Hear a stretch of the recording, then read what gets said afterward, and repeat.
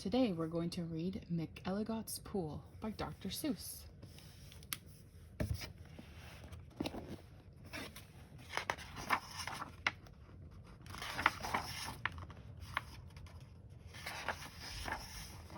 Young man, laughed the farmer, you're sort of a fool. You'll never catch fish in MCELLIGOT'S pool.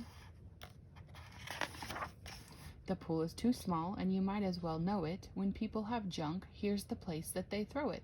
You might catch a boot, or you might catch a can, you might catch a bottle, but listen, young man, if you sat 50 years with your worms and your wishes, you'd grow a long beard long before you'd catch fishes. Answered Marco, it may be you're right. I've been here 3 hours without one single bite. There might be no fish, but again, well, there might. 'Cause you never can tell what goes on down below. This pool might be bigger than you or I know. This might be a pool, like I've read of in books, connected to one of those underground brooks. An underground river that starts here and flows right under the pasture, and then, well, who knows? It might go along down where no one can see, right under State Highway 203, right under the wagons, right under the toes of Mrs. Umbroso, who's hanging out clothes.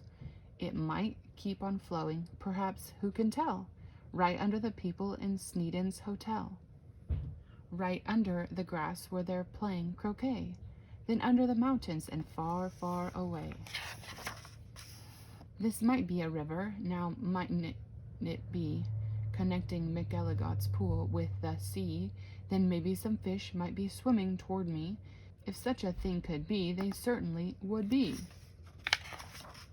Some very smart fellow might point out the way to the place where I'm fishing, and that's why I say, if I wait long enough, if I'm patient and cool, who knows what I'll catch in MCELLIGOT'S pool. I might catch a thin fish, I might catch a stout fish, I might catch a short or a long, long drawn-out fish. Any kind, any shape, any color or size, I might catch some fish that would open your eyes.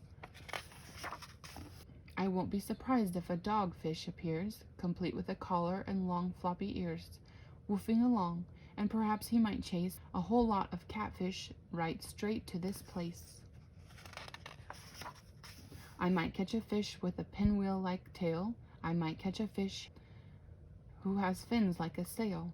I might catch some young fish, some high-jumping friskers. I might catch an old one with long flowing whiskers. I might catch a fish with a long curly nose. I might catch a fish like a rooster that crows. I might catch a fish with a checkerboard belly, or even a fish made of strawberry jelly. I might catch a seahorse. Now mightn't I now? I might catch a fish who is partly a cow. Some fish from the tropics, all sunburned and hot, might decide to swim up. Well, they might they not? Racing up north for a chance to get cool. Full steam ahead for MCELLIGOT'S pool. Some Eskimo fish from beyond Hudson Bay might decide to swim down, might be headed this way. It's a pretty long trip, but they might and they may. I might catch an eel. Well, I might, it depends. A long twisting eel with a lot of strange bends, and an oddly enough with a head on both ends. One doesn't catch this kind of fish as a rule, but the chances are fine in MCELLIGOT'S pool. I might catch a fish with a terrible grouch, or an Australian fish with a kangaroo's pouch. Who wants to catch small ones like a mackerel or trout? Say, I'll catch a sawfish with such a long snout that he needs an assistant to help him about. If I wait long enough, if I'm patient and cool, who knows what I'll catch in MCELLIGOT'S pool. Some roughneck old lobster, and all gristle and muscle, might grab at my bait, then I would have a tussle. To land one so tough might take 2 or 3 hours, but the next might be easy. The kind that likes flowers. I might catch some sort of fast-moving bloke who zips through the waves with an overarm stroke. I might and I may, and that's really no joke. fish even faster, a fish, if you please, who slides down the sides of strange islands on skis. He might ski on over and pay me a visit. That's not impossible. Really, now is it? Some circus fish from an acrobat school, might stage a big show in MCELLIGOT'S pool. Or I might catch a fish from a stranger place yet, from the world's highest river in a far-off Tibet, where the falls are so steep that it's dangerous to ride 'em, so the fish put up chutes and they float down beside 'em.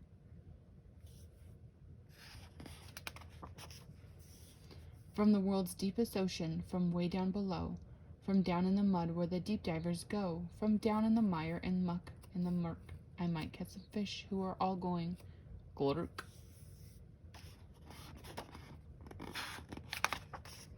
Whales. I'll catch whales. Yes, a whole herd of whales, all spouting their spouts and all thrashing their tails. I'll catch 50 whales, then I'll stop for the day, 'cause there's nothing that's bigger than whales, so they say. Still, of course, it might be that there is something bigger, some sort of kind of a thingamajigger, a fish that's so big, if you know what I mean, that he makes a whale look like a tiny sardine. Oh, the sea is so full of a number of fish. If a fellow is patient, he might get his wish. And that's why I think that I'm not such a fool when I sit here and fish in MCELLIGOT'S pool.